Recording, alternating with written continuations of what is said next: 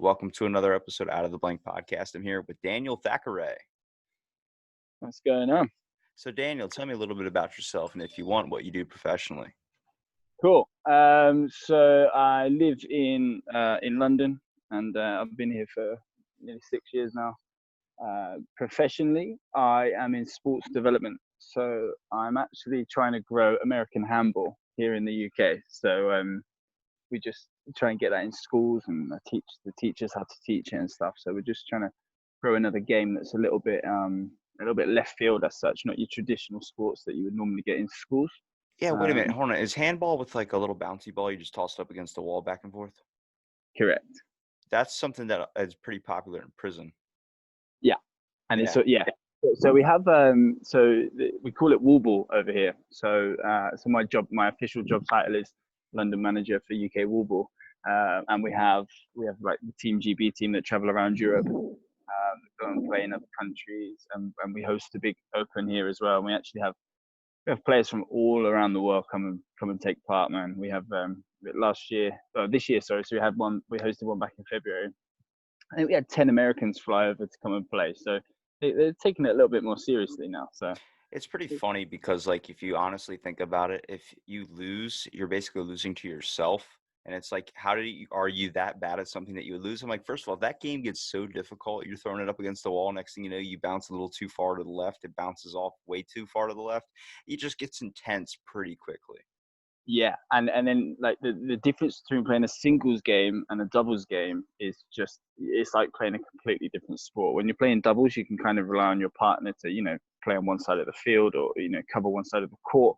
But when you're playing on your own, the court dimensions don't change, so it's a much bigger court and you've got a lot more work to do. But yeah, I mean, I'm not the best player.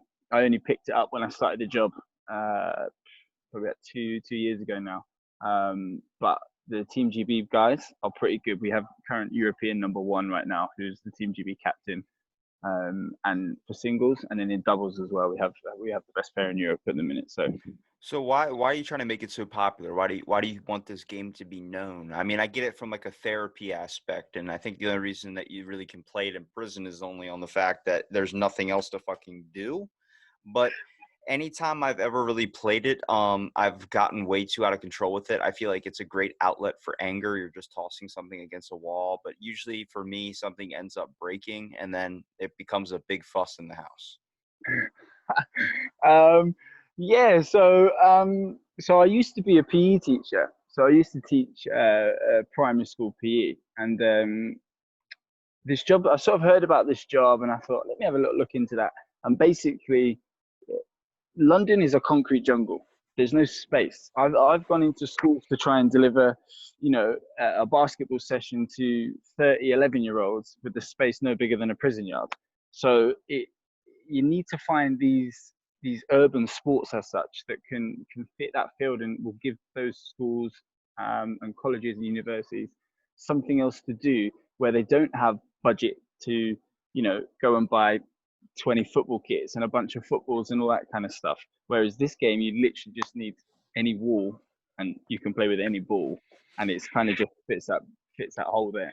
It's pretty cool though, because if you look at what's going on right now in the world with everybody being stuck inside their houses, this is like the prime time to start promoting the whole handball thing. I mean, you're sitting inside your house all day, start, taking a bouncy ball and just throwing it up against the wall. I mean, it sucks if you have paper thin walls and you're right next to your neighbor, but at the same time, you have so much, at least time. And first of all, you're bored out of your mind, most of it. I mean, for the first, I think, week, everybody was pretty happy with being able to do watch movies all day and lay around all day. Now everybody's getting all antsy and in their pantsy, I would say, because like my town's still shut down, but we just opened up a couple small businesses down here, I think a few days ago. There were a record number of people on the streets. We had people coming from out of town into our tourist attraction spot. And I mean, highest numbers. And next thing you know, our cases of people infected went up. So I'm like, is it that hard to get interested in like a ping pong table? I saw people selling like the old school arcade machines for your, like, the ones you would see where you put a quarter in or something. They're Yeah, selling them on like a marketplace to put one in your house. I'm like, I always wanted a Pac-Man machine in my living room. yeah, yeah. But the problem is with that. So we So, oh man, so I went to Lisbon in Portugal for a friend.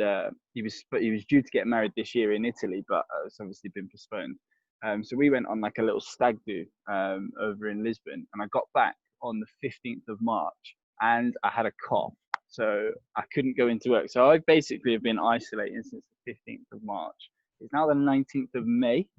I don't know if you can see, I've come up to I've got a big roof terrace where I live now. So we're quite fortunate where I have that space to be able to come up here and just chill out, read a book, do whatever I need to do, play handball because I've got some space for that. But people are now tired of it. And the minute people like over here now, I don't know how much you've seen, but the Prime Minister is starting to, people have gone back to work, shops are starting to open, restaurants are opening for like takeaway only. And so we're now waiting for that second spike to happen, which is inevitable. Like you said, man, you had record numbers of people coming to your town.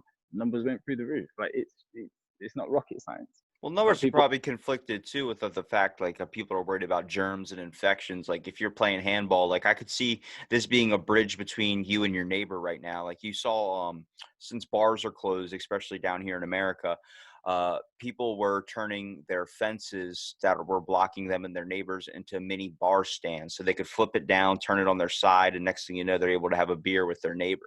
I can see this being an issue with the whole germ and contamination thing.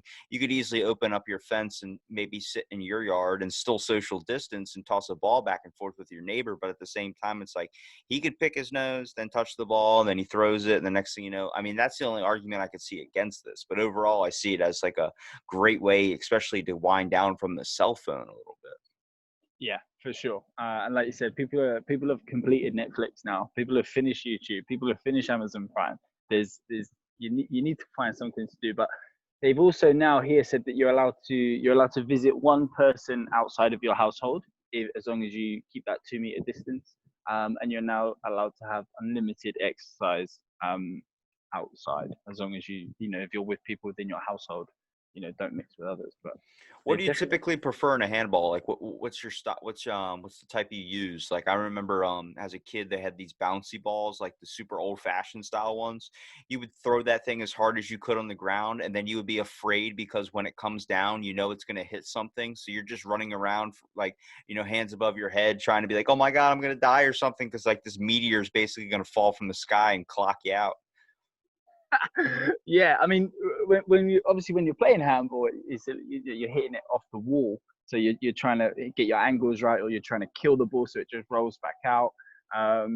But I've not mastered that skill just yet. My background is football, so I just play a lot of football.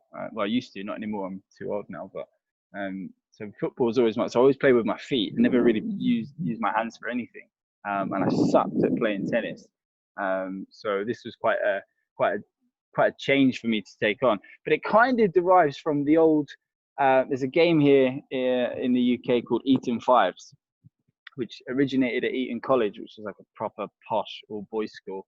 And when the boys were waiting to go into chapel, they weren't allowed to go in until the bell rung. So while they were waiting, they started throwing a ball around and off the side of the chapel, and that sort of turned into a game of five. So basically, it's a three-wall version of handball, but there's a step, there's a ledge, there's ledges that go all the way around. You use a tiny white ball. You got to put big padded gloves on. So that's where it sort of comes from. So between the two, it's quite tricky. Hmm. And then how does this all lead to from going from football to handball? Like I'm a little bit confused because I'm guessing you're talking about the soccer version, which for us in America. So you're talking about going from using your feet. I get it. I get it. I know the real football is with your feet. Yeah, I refuse to call it that word with the S. But I know like how do you go from using your feet to just finding this little thing? Like what was that moment like, that distractor, I guess would say, where you were just like, well, this thing is a little bit different, but I like it, and I feel like this is better for us to kind of a form of therapy. I mean, it is pretty. I would say it helps with a lot of your reflexes too, but it also helps with patience as well, because like if you're like me and you can get into something, and then you start going and trying to see how hard you could throw it, or trying to see, whatever, you test your limits. You end up getting fucked up with a lacrosse ball or something like I did. Yeah. Well, Well, I went to uni performance, so I always kind of wanted to go into the, and I started coaching football from when I was like 16 or something. I was living down in Brighton, and I started doing a bit of work with Brighton and Hove Albion, like in the community, where we'd go into schools and do after school clubs or summer camps, that kind of vibe. And so I've been doing this for a while, and I sort of progressed from just teaching PE to the kids to essentially trying to help the classroom teachers get better at teaching PE. Because over here in the primary schools, which you go to from age 5 to age 11, you have one teacher that teaches you every subject, and and the main focus is so much on numeracy and literacy Wait, that so your gym teacher is your like math teacher as well? yeah, I- but only in primary school. I'm about to say that's why they're a gym teacher is because they didn't want to do math or something. I think what you're saying is important though, because I look at all the times, like I'll give you a certain experience of mine when I was a kid, um, around I think third grade. I transferred to a new school. We had this gym teacher who, now that I look back to, was definitely like a more of a man. I think now she probably would have been a switched gender if that was known back then.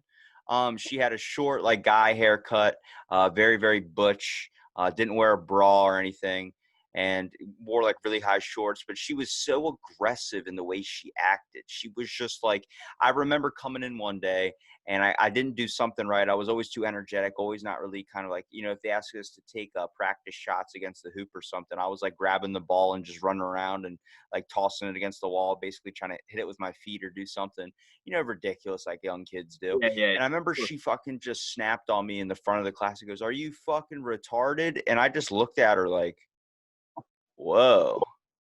Like Yeah, it was bad. Like I was just like looking at her like I was like hurt a little bit. I was like, whoa. And I just got up and walked out. And like I remember how big of a scenario that was. And I remember how she acted completely after that. Like just was so nice to me. Like she knew she had gone a little too far. And I was like, sometimes gym is fun and sometimes they're just lazy as shit to where they pull out the little scooter things and they're just like, fuck it.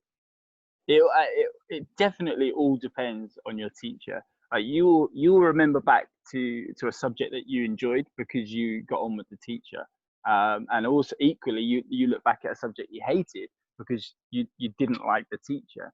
And with sports, especially, the minute that passion's gone, the minute the caring's gone, it's time for you to get out of that game. So, but there's so many teachers that I've dealt with that are well into their late 30s, early 40s that have only ever taught. That's been their only career, and they're still trying to teach the same way that they taught 20 years ago. But times have changed, man. So you have to adapt your teaching style, and if you don't do that, you're going to fall under you're going to fall under the wayside because new up and coming teachers will come in with their new ideas and their new experiences, and it changes the game. So it's all about finding the right fit for the right job. And as with everything, with every job, but I feel like especially in sports, like you said, you had that one negative experience, and it's like, well, fuck that guy because she was a bitch. What do you think about sports going after this COVID situation? If we when we all start opening back up, what are your thoughts on that? Do you think that it's going to return back to the way it was before? I mean, I hear people still trying to do the draft and still trying to do all these other instances and stuff, and it doesn't feel like it's going to be the same for a very long time. That closeness on the field. I know they were talking about at one point doing like playing the games, but then having like it all recorded or whatever. You had to pay like pay-per-view to be able to watch the game live or something. And I was like, that sucks because I think the whole experience, which makes it a lot of fun too, especially if you're not a big baseball fan, but you like the experience behind it, going to the game. I mean, Yeah, I have specific memories of like some of the reasons why I even still watch it on the TV is because I remember going to a baseball game and it kept raining every 20 minutes. And so what they would do is they would run out on the field with a tarp and they would cover the whole field back up.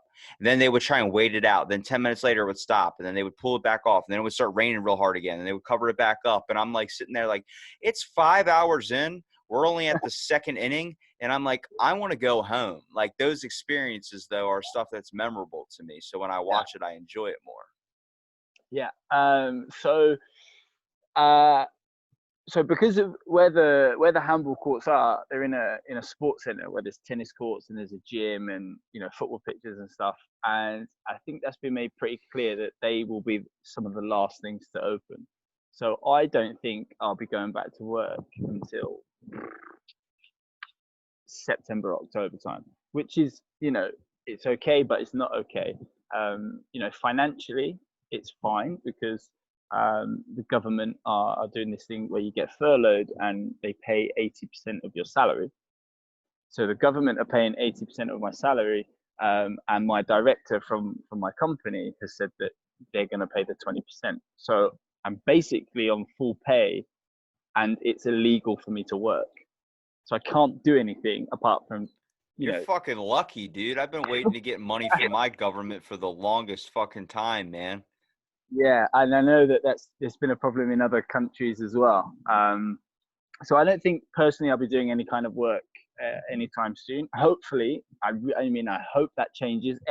So it can bring a bit of normality back into my life, and B, so the strain like on the economy, because all right, the government are paying 80% of my salary, and they're also doing that for how many other hundreds of thousands of people. But where's that money coming from? Like our taxes are going to go up, and our council, everything else is going to go up because they're going to need to make that money back. So the longer this goes on for, the longer that we're going to be in that hole for. But in terms of, do I think is anything going to go back to normal after this? I'm not sure. I don't even know what normal is anymore. I think it's a tough one, but they've started playing up in Germany now. So in Germany, the Bundesliga came back, and as a Brit, most of us have chosen a team that we're going to follow in the Bundesliga now until the Premier League comes back in terms of football. And also today, the government just announced that the Premier League, they're allowed to go back to training today as long as it's in groups of no bigger than 5, and the sessions only last for 75 minutes. So I think what they're going to do with the Premier League is I think they might play behind closed doors, but all the matches will be available to watch um, live on TV if you have a subscription to Sky Sports or the equivalent of like ESPN, that kind of thing. So now I've been completely thrown off guard with your whole what you do professionally, but how does this lead into the crisp corner here? So basically, Chris Corner is so my friend that we do it with. He's working, so that's why he can't be here. We were like childhood friends, man. We've known each other since we were 6 or 7. He's a little bit older than me. We were like best men at each other's weddings over the last few years and stuff. And our group chat, and if you looked at the media between our conversations on WhatsApp, everything was just like, oh, look at this beer that I'm trying. Oh, look at these crisps that I'm trying.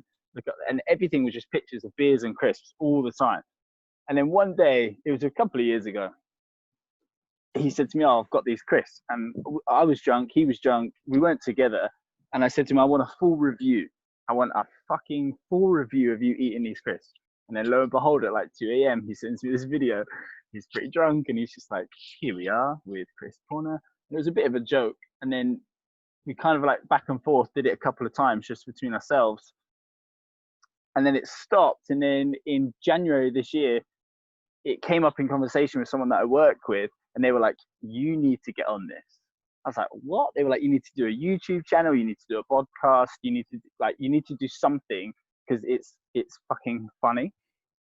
And I was like, okay. So I had a chat with Joe, and then February this year, we were like, right, let's go. Let's make the Instagram page. And so it's ridiculous because we just open crisps and we eat crisps. But there's no, we're not trying to be a character. We're not trying to. You're giving honest reviews on a food, which I think it's becoming so popular right now, especially with nobody leaving their home. People are just like getting creative with making their own creations. You're seeing a lot of new chefs come into the industry now. A lot of people are really trying to break in there and try their own home creations. I know so many people have talked about, well, I've never baked bread before, so I'm going to try baking. Breaking Bread is a fucking great sitcom. Somebody needs to make that. But, making bread or doing something like that. But what do you prefer in a chip, man? Because let me tell you something. I have hard memories of Doritos only Yeah. because I used to eat them like my senior year, I used to eat them every single day. Spicy nacho, a whole bag in one sitting. That's all I used to eat. Yeah. And I remember when I became like a fitness freak and I went to the gym, and for the first 2 weeks, I sweated nothing but spicy nacho, to the point where if I walk into Walmart down the chip aisle, I will vomit if I even see a Dorito. Oh, that's upsetting for you. And I mean, that's most of 7 or 8 years ago. So that's a big one. yeah, I mean, everyone tends to have that with an alcohol. Like you went to a party and you party too hard on a certain liquor, and now you don't touch the stuff. But that's the first time I've heard someone sweating out Doritos. That's a shame for you. That sucks. It was Doritos are good. orange sweat, bro. Orange sweat.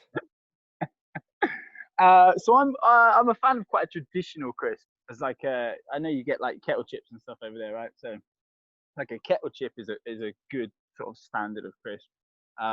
But since we started this page, and like I said, we only started it in February, and we're gathering a little bit of momentum now. We're sort of approaching the 1,300 follower mark, and uh, yeah, people seem to engage. People seem to enjoy it. I don't know what it is. Like, and I'm aware it's ridiculous, and I'm aware, we're not taking it It's seriously not or anything. ridiculous at all. Everybody's got a different quality chip. You got to judge a man by the quality chip they have. Are you a crisp man or are you a crunchy man? Do you like a nice like a paper thin chip? Do you like a nice thick chip? Do you like what's the standards on chips that you're talking about here when we talk about ratings? Are you rating it based on taste? Are you rating it based on Yeah, crunch? Are you rating it based on breakability? Like I feel like fucking Pringles are a pain in the ass because before, back in the day, you couldn't get your hand in the fucking can. And yeah, then, you're tipping over the Pringles, trying to like get it in your mouth, and there's just dust all flying all over you. You look like a savage, and people are like, "That stay away from the animal, honey. Stay away from the animal." exactly. Yeah. No, yeah. So we always do. So we sort like the smell. We always do by the look of the crisp. The crunch is always. I feel like the crunch is probably the most important thing, to be honest. And then obviously the taste. If the bag says it's salt and vinegar, I want to taste salt and vinegar. Well, Don't no, do hold on. You can't say that. When you say salt and vinegar, what the first thing you should be checking is when you open up that bag, that first inhale should make you bring a tear to your fucking eye. Like it should be that pungent. Yeah, of course. So that's what I'm saying. And if that isn't like that, then straight away, this isn't going to be a high rating crisp. It's going to be a low rating crisp because I'm not getting any of that flavor. Now, salt and vinegar for me are the god of all crisps. You cannot beat a salt and vinegar crisp. You can Man, have I don't hold on. I got to fight you on this one. I used to yeah, think the right. same exact thing. Have you ever had Old Bay chips? No. Okay, there's a spice called Old Bay. If I have to send you a bag of these chips, I'll send you a bag of them. But it's supposed to taste like the stuff you put on like crabs or something, seafood. Dude, Okay. it is fucking banging. That and then all right, I had a funny experience. There's this kid at my work called Dylan, and we used to call him Dill Pickle, just as like a funny like I don't know what you call it, like a pet name or something, because he's a sweet guy. But then they made Lace made a potato chip called Sour Dill Pickle. That chip is really freaking good. Have you seen that Pringles have done pickle Rick flavored Pringles from They like Rick and I just saw somebody post earlier about Pringles doing a sweet corn flavor, like supposed to taste like corn on the cob. I'm like, what the fuck is happening? It's like when Lace decided to make biscuits and gravy. I remember my grandpa pointing that out and be like, that says biscuits and gravy. I'm like, yeah. He goes, do you think it tastes like biscuits and gravy? I'm like, I don't know. He opens up the bag in the middle of the store. He goes, it fucking tastes like biscuits and gravy. I'm like, are you gonna buy it? He's like, no. brilliant. Someone else can buy them. Yeah. Yeah, I mean, I'm all for like I'm equally a big fan of trying wacky flavor crisps. Like I had some I had some the other day that were fish and chip flavor crisps, and it was absolutely bizarre because you smell and you get it just tastes like a really vinegary, chip, and then or fry, really, like if you go, I don't, do you have chip shops over there where you get like fish and chips? There's a actual fish and chips restaurant like little place, but it's not common here. No, they did that like it's got the UK flag hanging in front of it. That's their whole thing. Is like we sell fish and chips. It's good as shit.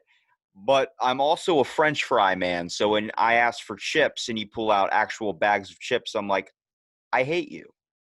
Yeah. Okay. Well, this is the thing, but fries are like the skinny fries like McDonald's. Chips are like the thick kind of chips, No, I like want hot. the big fucking fries, like the one where it's like a quarter of a potato. I mean, That McDonald's shit ain't flying with me, son.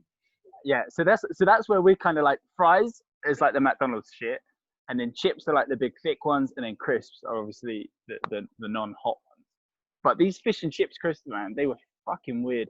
Like the initial taste was like, oh, it's just quite vinegary, and then there was a really strange, like fishy aftertaste, and it was so hard to describe. And so I gave one to my wife, and she was like, "Whoa!" Like, and you do. It was kind of like, "Fuck, man! I've just had a bite of fish and chips." It was so weird. But they were. I mean, I ate them obviously because I'm gonna eat all the crisps. But and then I had some the other day that were like fried noodle flavor from Indonesia, and I thought they were fucking. They smelled like coffee. It was. I thought they were rank, and then I put them. I put it on Instagram, and people were not happy. They were like, "What? These are my favorite ones. These are amazing. They taste like this. They taste like that." I'm like, "Ah, oh, not for me." They I, tasted like a pot noodle, like a super noodle thing. yeah. Have you noticed that your taste buds have kind of changed from when you were a kid, like your favorite? Like back in the day, if you would have asked me what my favorite chip would have been, I would have probably told you Cool Ranch. And then I think around when I hit high school, it switched over to Spicy Nacho. And then I found out they made spicy sweet chili Doritos, fuck, man, that makes I don't know if you've ever had those before, but No, it makes it taste like fucking chili, dude, and that was a staple in my household. So, like, I was eating my dad would drop a bag off at my door while I was playing video games, and, like, I would open it up like a dinosaur, peek my head out, and just freaking grab them and then go back into my room and devour a whole bag of chips, dude, with, like, some Mountain Dew or something. yeah. Killing it. I mean, the Doritos game in the US is a lot stronger than the Dorito game here in the UK. We basically have three standard flavors of Doritos: cheese Doritos, like the plain salted Doritos, and then you can get the chili heat wave Doritos, which are like just slightly hot. But there are other ones that you can get if you're searching for them. They do like a barbecue rib flavor. They brought out some like guacamole flavor ones, and then most recently they brought out um, flaming hot cheese. So I thought they were going to be a mix of like the cheesy Doritos, like the tangy cheese Doritos, and the chili heat wave Doritos, but they weren't. They were like putting a fucking ball of fire in your mouth. So, yeah, Now, so we say chips though. What are we? Does it have to be always chips, or does goldfish count as chips? That's technically a chip. is it goldfish is like the biscuity things, right? Like the little cracker things. The little things look like fish. Yeah, they're like crackers. Yeah, that's a chip, isn't it? It's in the chip aisle. It's next to the pretzels. Do pretzels consider chips? Do you know what? I've been having this debate because a few people have asked us if we would do like a pretzel It's or a goddamn controversy. that's what I mean. And someone has also asked us. We have a thing over here called mini cheddars, and they're basically like round, like cheese flavored type biscuits. But you wouldn't have it as a biscuit if you were going to dunk it in your tea. You'd have it as like instead of a packet of crisps. Um, but I don't know. Technically, Here's the here's the divide between an American and a UK. You said you're gonna dip it into your tea. I don't know any fucking person that's eating chips and tea at the same time down here. that's what I'm saying. That's what I'm saying. So it's not like a biscuit. So if you had like a like a cookie that you'd dip into your tea and then you'd eat it, right? You wouldn't do that with crisp, but there might be someone that maybe with like a goldfish style thing might dip that into their tea, but you definitely wouldn't do that with crisp. Well, what do you typically, I guess, would say, in your opinion, would be some of the things in the UK that is not available in America? And then I'll give you some of the ones in America you probably don't have in UK. Yeah. Um, well, fish and chip shops for starters. Even though like I'm pretty sure that like Britain like prides itself on being like home of fish and chips and stuff. I'm pretty sure it wasn't even invented here. But we don't have a cuisine really, so we just steal other people's. I see Uh, the consistency though when I look at a chip is I like to prefer something with a good amount of taste to it, but I also like something with a huge crunch factor to it. Like sometimes I think a pretzel is better a little bit stale. I don't know why. I just think it's it's a little bit more of like a better crunch to it. But like I know so many chips that like are so thin when you bite into it, it feels like if you just put it's like one of those Listerine breath strips. When you place it on your tongue, it just dissolves. I can't stand those type of stuff. I want something where I have to when I physically bite into it, you hear like that crunch factor. Yeah. So we have so like 90% of crisps. So like Walker's is like the main sort of crisps here, which is similar to Lay's. I think Lay's is like the European and worldwide, and then Walker's is like the UK version, but they're pretty much the same thing. But then we also have things like Quavers, What's It. So What's It's are like Cheetos. So, you know, that kind of like maize kind of not crunchy, but you're gonna eat Cheetos, right? I'm not a fan of Cheetos just because they have the I guess the form of a turd in my opinion. Like I wasn't a huge fan of what do you call it? Fritos. I think like I thought Fritos for a long time were really bad, but I think they pair well with a chili. And once I started figuring that out, I like was consistently buying chili. Like if you look at like a regular chip you're gonna have you know, just by itself out of the bag or something. You're going to want something like a Dorito. You're going to want something that like a pretzel, something that is good by itself. But then if you look at stuff you're going to pair it with, like if I'm going to pair something with a burger, I would prefer a Lace chip or I would prefer something a little bit thinner because trying to eat Doritos with a burger is weird. Like I used to have my dad used to be like, "You like Doritos and you like peanut butter sandwiches, so I'm gonna make you a peanut butter sandwich with some Doritos." I enjoy the thought of that, but at the same time, it's also like that is the weirdest fucking combination because you end up doing a chip sandwich and then you realize peanut butter doesn't go good with spicy nacho. You got two conflicting flavors. Next thing you know, you're having a stomach ulcer on your bathroom floor. Yeah, I mean, if you're gonna have a crisp sandwich, you just need to just put plenty of butter, a slice of cheese, and then your flavor of crisps. That's the way to have a crisp sandwich. Don't try and have it with jam or peanut butter or or ham or anything like that. Cheese, your choice of crisps, plenty of butter, and then have that crunch. That's the only way to have a crisp sandwich, in my humble opinion. Well, if you're gonna make a dream meal, what would your dream meal be? Because for me, I would talk about like I remember when I first figured out that if you put melted cheese on a sandwich and put it like in the microwave or something, it was amazing. Like have the soft bread, but also the freaking melted cheese and put a little pepperoni in there. But I remember when I first figured out if you take Tostitos, a bunch of them, and place them on a plate, add a couple slices of cheese on top of it, and then just throw it in the microwave for 20 seconds. And then next thing you know, you have fucking nachos. You were like a god in the household. Yeah. Although I will never forget, it was 2010. The World Cup was on. I grew up in Spain, but that's another story. And then I moved back to UK in 2010, and it was the World Cup. And I was living down in Brighton, and we went out hard, man. We went out partying. I just turned 19, and we were just going crazy. And we got back in, and we were like, oh, let's have some fucking nachos. So we bought the Doritos, we bought the cheese, got it in the microwave, and then my friend that I was with was like, you know what's gonna make this really fucking good? Fried eggs. He was like, we should put some fucking fried eggs on this. So we put fried eggs on it, right? And then the motherfucker covered everything in burger sauce. Now, I'm aware that I was highly intoxicated. We had probably 8 or 9 pints, but we got in and we had nachos with fried eggs and burger sauce. And I've never been so violently ill the next day in all my life. And ever since that day, that was the summer 2010, I've not had burger sauce or nachos ever since.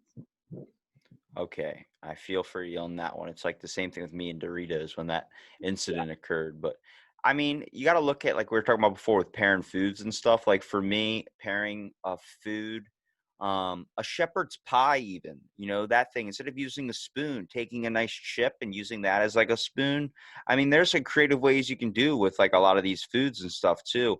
Um, but yeah. in my opinion what really I hate about a chip, like I said, is that thinness to it. But I know there's a certain chip out there, sour cream and onion. I don't know what it is about it. I don't like a chip to make my breath smell like dog shit, so I just don't choose to eat it. Listen, there are so we I have this conversation quite a lot. There are certain crisps that you can't eat if you're not inside your house. Yeah. Cheese and onion. You can get like a strong cheese and onion or sour cream and onion. If you're eating them in public, you're like, what? You've got some. Go back home. And then we also have hula hoops over here, which I don't know if you know what they are. They're like circular, like quite crunchy. You probably quite like them. Going off the back of what you're saying about. I fucking hate Funyuns, so if it's anything like a Funyun, I can't do it. No, is a Funyun like They're a like like the a circular ring things that come in like a highlighter colored bag. Like I just no? don't know what it is. If you give me a bag of Funyuns, I'll give it back because I don't want it. There's like a smaller version, but they're like properly crunchy. Okay. So they're called hula hoops. Like I'll send you a picture after. But they have like barbecue beef flavor, which are up there with my all-time favorite crisps. But again, that breath is not the one. So you can't be eating them outside. Have you thought about coming to America and trying a lot of the chip flavors that aren't over there? Like I got a good idea for you if for one of your videos. You should try. Lace made a chip based on every single American state. So every state had their own chip. So like Maine, they're known for like I forgot lobster or something, and they had like lobster something dip chips. Then they had for Maryland it was Old Bay. For Tennessee it was like a barbecue flavor, like a smoked meat version of it. Like every state had their own thing based on what is like one of their signature stereotypical dishes or something. And you know, I remember when like even my talking to my dad about it, he's like, man, the chip combination is getting insane. You're seeing stuff like wasabi flavored chips or crazy Texas Buffalo Pete deep dish pizza, like Yeah, whatever. And I'm like, I remember when pizza first came out for a chip flavor, and it hit right on the freaking nail on the head with it. And I mean, now they have veggie straws. I'll eat veggie straws, dude. They're fucking good, man. That crunch factor to it is amazing. I literally just yesterday did a review that I'm gonna put up at some point this week. So I Um, predicted it. I predicted that. I did kettle chips, but the veg chips, but they were sea salt and balsamic vinegar.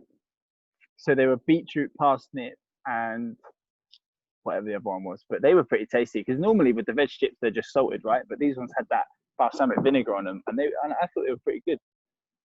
But I always think veg chips are for your posh mate. You know what I look at as being a really kind of the worst chip you could have is I look at those fuck, what are they called? Oh my god, I can't believe I'm blanking on this name right now. There is an Utz brand of chip that is so freaking paper thin, like we're talking about the Listerine breath strip.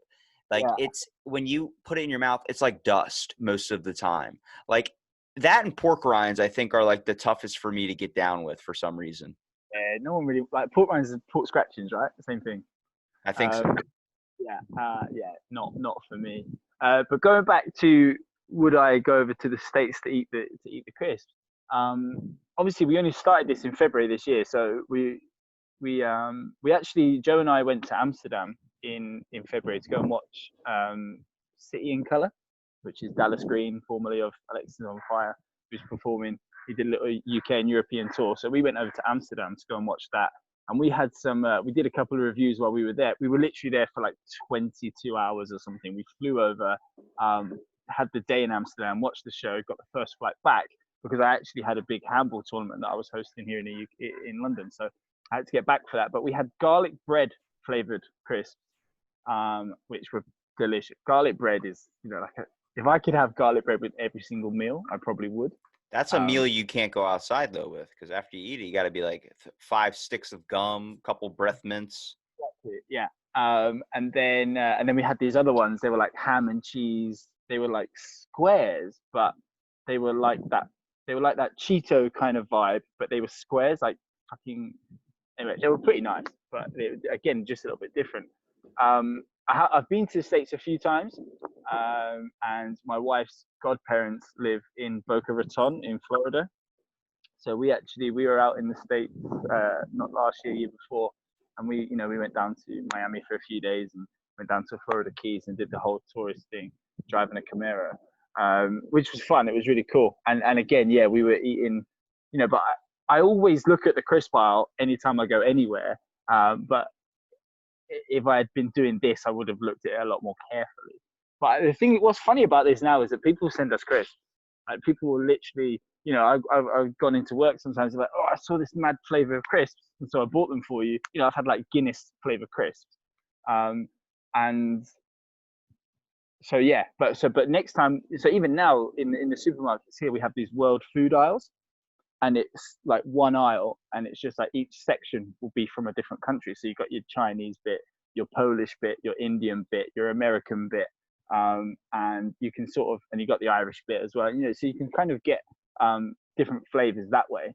But yeah, for sure now, definitely. And my mom was in Costa Rica back in March, and even now she went into the shop and she was like, I want your hottest crisp that you've got and your weirdest flavor of crisp. And she's brought back some that she's got down at her house, but I've not been able to see her since this whole thing started. So she's still got them ready to go. But, Well, what do you qualify being a crisp here, man? Because I'm thinking immediately back to my childhood with Smart Food. I don't know if you saw that popcorn version, the white cheddar popcorn.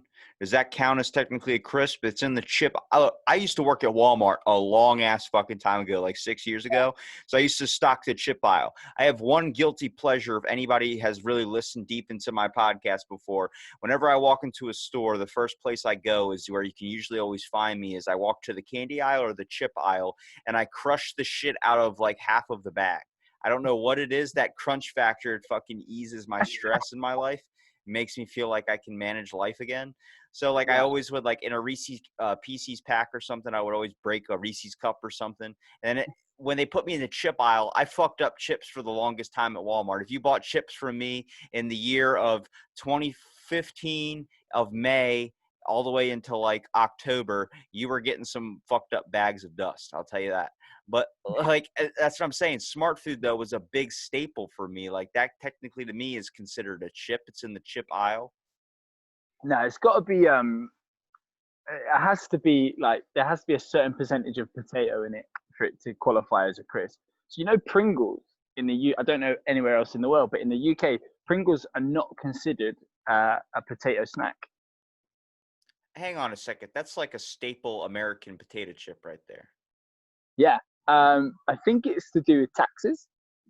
I think So that. fucking conspiracy. I knew Oh no, that mustache face was something wrong was with that guy. yeah. So basically, they have to have X amount of potato in them. A certain percentage for it to be qualified as a potato snack. But in the UK, crisps are considered a luxury item, whereas biscuits are not. Because obviously back in when it was like the world, when it was World War time, like you'd be rationed biscuits and stuff. So it wasn't never considered a luxury. So for tax purposes, I'm pretty sure they are down as a biscuit rather than a potato snack. That way they're not paying as much fucking tax on that. Okay, we're going to do a little game here. You ready for it? I just thought of this. I'm ready. We're going to label the chips based on wealth. So, what would you consider a rich man chip? What type of variety of chip would you consider? You can include pretzels. You can also include popcorn in your answer. So just so you know, like the pretzel game isn't that strong here in the UK. What? There's not. You could if you went to the supermarket, you're probably going to get 3 or maybe 4 types of pretzels, and that's it. Do you like pretzels? I'm not a huge fan of pretzels. Damn it, I was going to send you like 80 boxes of fucking pretzels. Like, I'm a fan of the thin ones, mostly Yeah, because these are a childhood snack for me. The thin, super thin ones, like the ones that are like little tiny, like little pencils or something. I would take yeah, those little ones and put them in my mouth, the pretzel sticks, and I would act like I was smoking a cigarette or something. I thought I was freaking balling. I would put like 12 in my mouth lined up side by side and act like I had a lighter and lighting them all at once like I was a badass. And then the pretzel rods were cigars, basically, the giant thick ones. But like yeah. I guess I don't know. So going back to the game here. So I have a rule. Not everybody listens to my rule. They should, but they don't. In the supermarkets here, they rotate which brand of crisps will be like that week's offer. So normally, if you were to go into a supermarket, a bag of crisps, like a family bag of crisps, 150 grams, whatever it is, can cost anywhere between £2 or £3, so whatever that translates into in dollars. But the supermarkets will always rotate a certain brand of crisps and put them on offer at £1. So my rule is you only buy crisps when they're on offer. So That it's means when they're I go, about to expire, bro. no, it doesn't. No, That's it the doesn't. trick, dude. That Walmart told me that. They said what you do is you take all the new stuff and you put it behind all the old stuff, so they buy the old stuff first. But I Yeah, used to but flip it around because I used reverse psychology because a lot of people would know that you would put the expired ones up front and the ones in the new ones in the back. So I'd actually just shove the new ones in the front. Then you would reach and grab the one in the back and put it in your cart and walk off. I'm like, bitch, you didn't know that was the one that was about to expire. yeah, but if you look at the most crisps will have 3 to 6 months expiry on them anyway. But they do, it'll be like like, so you go into Tesco's, and in Tesco's it'll be kettle crisps are on offer. But you could go into another supermarket and the kettle crisps wouldn't be on offer, but the Pringles would be on offer. So like it all just depends what supermarket you're going into, and that dictates what reviews we do. Because I'm only fucking spending £1 on crisps, because if you're spending any more than Yeah, it's a that, you're right. budget saver, but how does this focus into the chips based on wealth class? Like, for example, I look at smart food, I look at veggie straws, all those. I look at those as like people that are trying to be either veggie straws are more like if people are trying to be healthy because they're overweight. So they're like, I'm going to try a chip because this says I get a couple of my vegetables in it. So like a couple carrots or something. And then I look at smart food, like if you do CrossFit, you're an asshole, you probably are vegan at one point and you want to eat healthy, so you go for smart food. I'm not saying vegans are assholes. I'm just saying CrossFit, you kind of like to brag about it, and I don't like that. And then I look at like pretzels being like a high class, like maybe like still middle class, but like a higher middle class. Like you got a good amount of chunk of change in your pocket, so you can splurge. You can go for like the peanut butter cluster ones that have like pretzel and peanut butter. But then I look at like a low class chip and I'm like, the low class chip for me is like a Funyun or like maybe a Frito, something that's like, you're just getting that off brand shit. Like hey, I'm not picking on anybody that likes those chips. I will guarantee to you, I like Goldfish, but you know what I like better than Goldfish? There's an off brand cracker called Whales. They're fucking better and they're in the shape of whales. Yeah, no, yeah. So you have like your own brand. Like you get like Asda. I think Asda is part of Walmart now. So yeah, I think you might know what Asda is. But Asda will have like their own brand crisps, and then they will have their extra special own brand crisps, and then you go for the standard branded crisp. So you know, in terms of rich to poor crisp, you'd always say the cheap ones, which are the own brand ones, they're the ones that you can get 58 packets for £2. Whereas if you go for a higher class crisp, you're not getting that many. What's the most you would spend on a bag of chips? I just told you £1. You would just spend a pound? I would spend $60 on a good chip, dude. Yeah. Well, yeah, but at some point they're going to come on offer, and you're going to kick yourself when you spend £60 on that packet of crisps. You know they're going to be on offer at some point, and you're going to get them for less. That's bullshit because I went to the store and I spent $5 on my favorite cereal called Honey Smacks. I got Yeah. salmonella poisoning off that shit. They discontinued Honey Smacks for like a matter of like 6 months. When they got back into stores after their giant salmonella poisoning outbreak, that bitch was still $5. They didn't go down at all. That was like, nope, we don't give a shit if you got sick from it. We're $5. Yeah, I think it works slightly differently over there. But definitely at some point, all crisps will be on offer regardless. So, I mean, I obviously have spent more, occasionally, but 9 times out of 10, I'm whichever's on offer, they're the ones I'm buying. Not Now, because I can, yeah. but I I refuse to. Well, now I got to tell you about the high class ship in my mind now. So a long time ago, I did a podcast. Shout out to Jigs, who does Jigs reviews. He has a podcast, well, used to, called "Don't Touch My Bugles." Bugles, bro, those are a chip. That's the wealthy shit, bro. That's like when someone pulls out They're the bugles at a cone-shaped party. ones, right? Yeah, the fingertip like yeah, you put those on your fingertips, you act like a witch. So that's similar to the hula hoops, right? You can put them on your fingers and they're like rings. So Yeah. people will just You can put them all over your fingers. You just take one off at a time. But the That's bugles, yeah, no, they do. So in Spain, they would like the supermarket would do their own version, and it'd always be ham and cheese flavor. ham and cheese. Yeah. I don't know how I feel about that one. Have you ever had any ham and cheese flavor crisp? I barely have had a ham and cheese sandwich. Oh, dude, I fucking grew up eating ham and cheese sandwiches. If I had to choose one thing to eat until the day I die, it would be a ham and cheese sandwich with a bit of mayonnaise in it. I see. I hate mayo, I and used to, going back to what we were saying earlier about your taste buds change, I used to fucking hate mayonnaise. Now I put it on everything. I've I'm having tried a little bit of it recently. Like a couple days ago, I had some with like mixed in with something, but it was so mixed in you couldn't even tell there was any mayo in it. It's okay, it's manageable, but just the consistency of mayo is too much like cum for me to really get down with, and my brain just can't see past that childhood view of it. that's funny. Yeah, but you can get like spicy mayonnaise and stuff now, which is great. The consistency, damn it. It's still that thick, globby shit. If I took mayonnaise on a spoon and threw it at a wall or like threw it like a handball at a window or something, it would plop against the fucking window and then slowly go down, but it would take hours for it to reach the bottom. That to me is like, I don't want any of that because that's going inside my body. Think of that working its way through your intestine, just slowly but surely, clogging up every organ until you die. So what about like a tuna mayo sandwich? No, Would you just no? I'll starve. I'll miss. If I was on an island and you only had a river of mayo and like everything you eat was like a tuna salad or something, I'd be like, I'll fucking die. That's fine. I don't care. Just going back to what you were saying about people that do CrossFit, that same perception is here in the UK.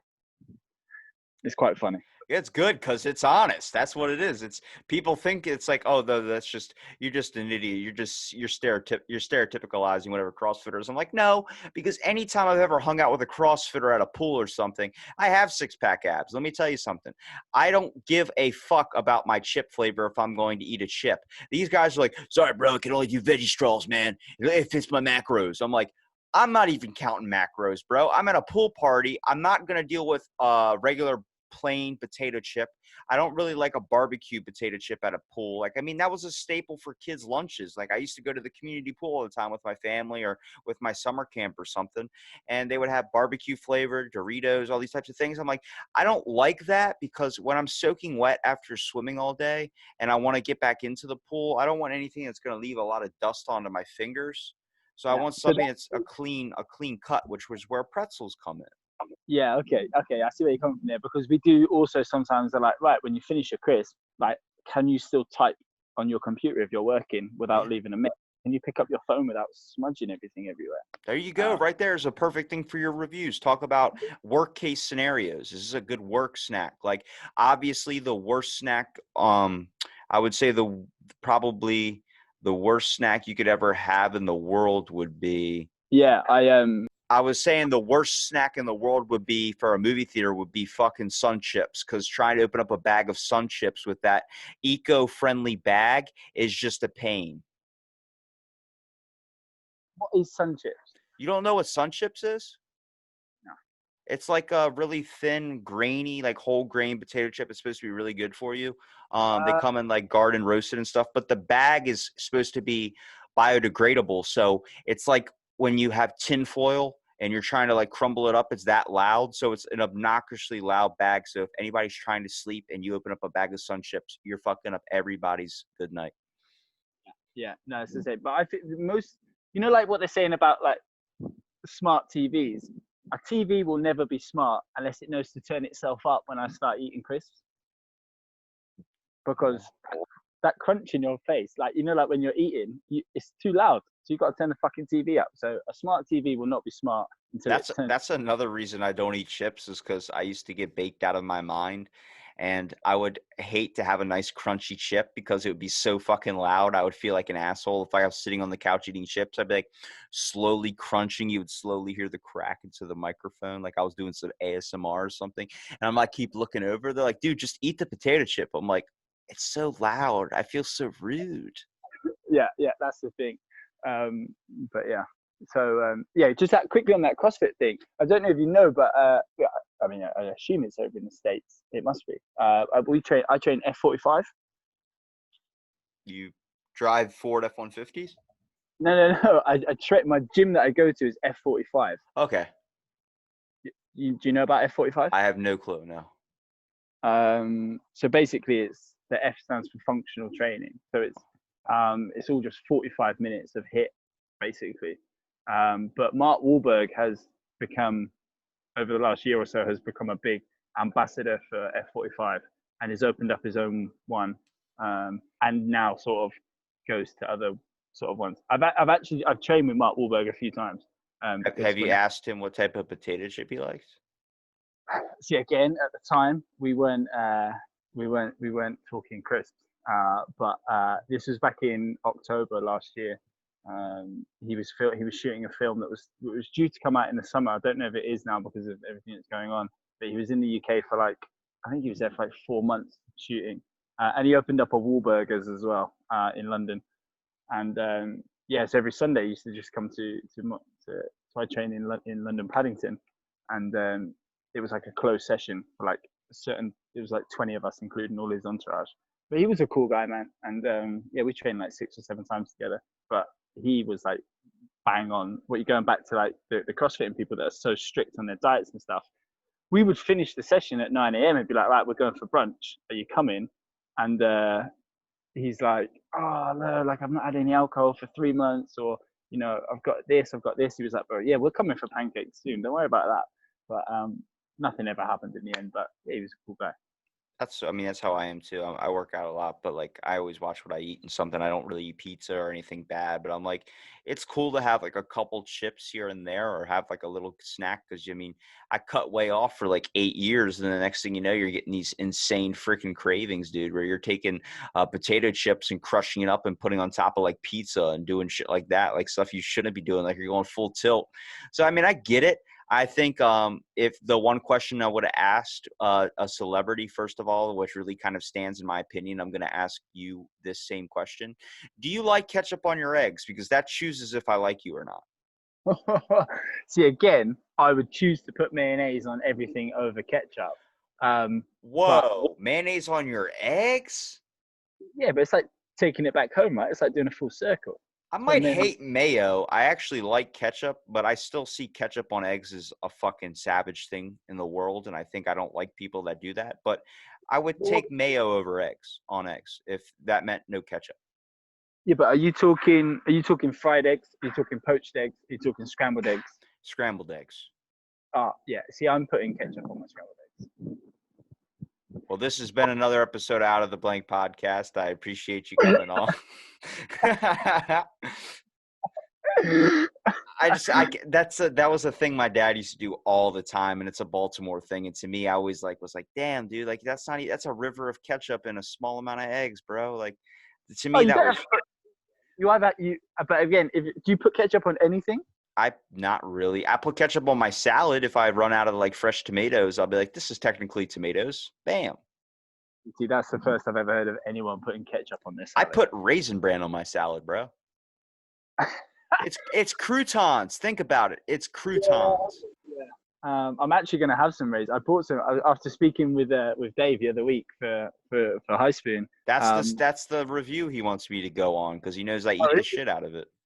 Yeah, so we did Craves because we had to figure out a cereal that he can get over there and I can get over here. There's nothing in Canada compared to any of the other countries. I've tossed out probably 50 cereal names, and he's like, "I'm sorry, I don't have that. I have this." And I'm like, "What? Why do you have all the off-brand bullshit?"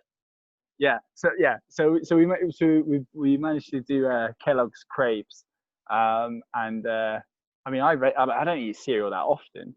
It's usually just with like the schedule of things. I usually only have it at the weekend, if I don't need to get up or anything like that. But yeah, I rated him quite high. He did not. I don't think he was very happy with my rating. But he's also like a full-on sugar freak. Shout out to David from High Spoon Reviews. So we love your videos. I actually helped him with the idea for Bowl Talk, which is going to apparently be a lot more fun. I don't know. Were you on that version of the show, Bowl Talk? So we did ours it was a week ago, last Monday. So I think he's just in the middle of like editing it and stuff now. But we were chatting for a long time. I did a review with him like 3 weeks ago. I'm still waiting to get posted. he said he wanted to take his time with it because he wanted to make sure I liked it. But That's good.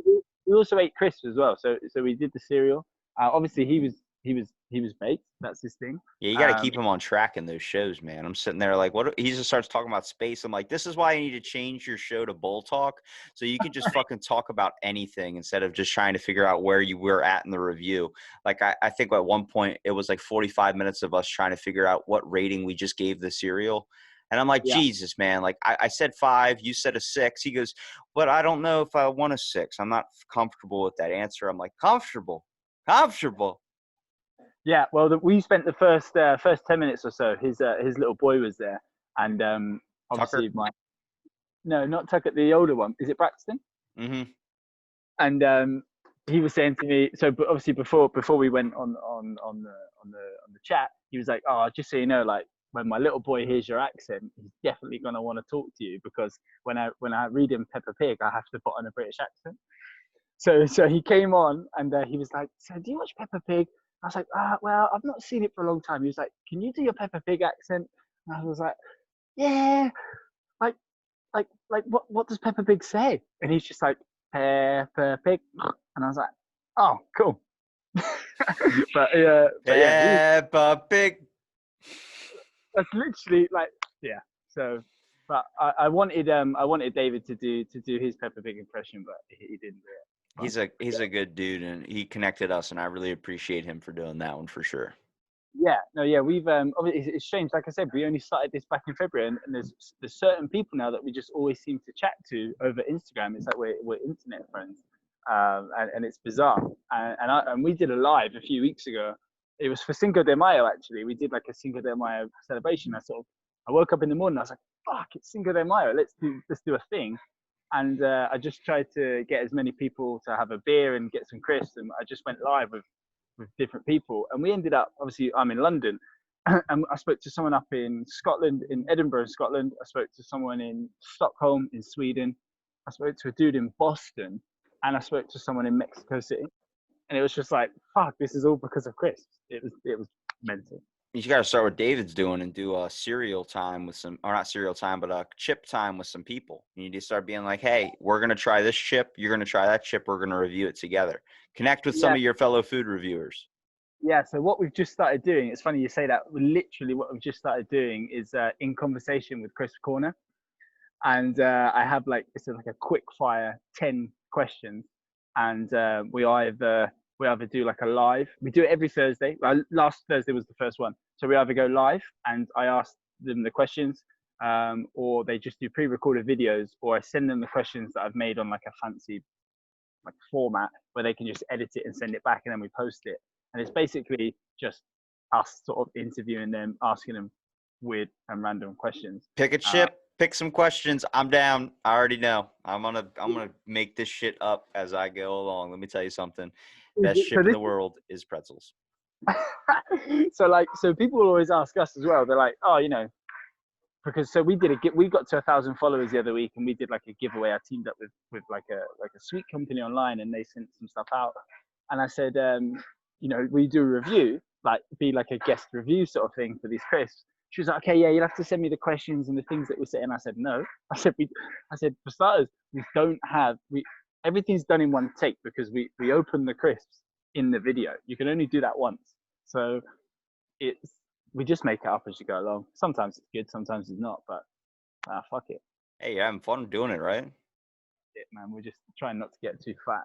But like my crisp, it's got out of control because now, like you said, I'm going into the supermarket and I'm like analyzing the crisp and I'm thinking, have I had these? Sure or not?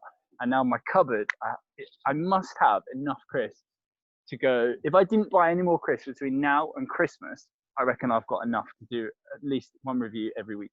You have enough to feed a small African village? Potentially. 30 chips could feed a small African village. It depends how big they are. All right, Dan. Look, this has been perfect, man. I appreciate you coming out and doing the podcast, man. No problem. Thanks for having us on, man. I think I've wasted enough of your day talking about my nonsense with chips as well. Mostly Listen, my logic behind it is pretty sophisticated. yeah, no, it's been great. And like I said, I'm not working, so I have all the time in the world. Well, Dan, I really want you to plug your show, plug your Instagram, plug everything you need so people can find the Crisp Corner. Yeah, that's it, Chris. Oh, I liked your accent there as well. That was good. Yeah, Crisp Corner. We're just at Crisp Corner, and we just chat shit and eat crisp. So yeah, come on board, come and have a look. I'll make sure I plug all the stuff in the details as well. But thanks so much for listening to this episode Out of the Blank podcast. And check out the Crisp Corner, where you can find Dan talk about all types of flavors of crisps. And he does it with such a elegant accent. Now I have to ask, please end us with Peppa the Pig. Peppa Pig. And that's it. That's Peppa Pig.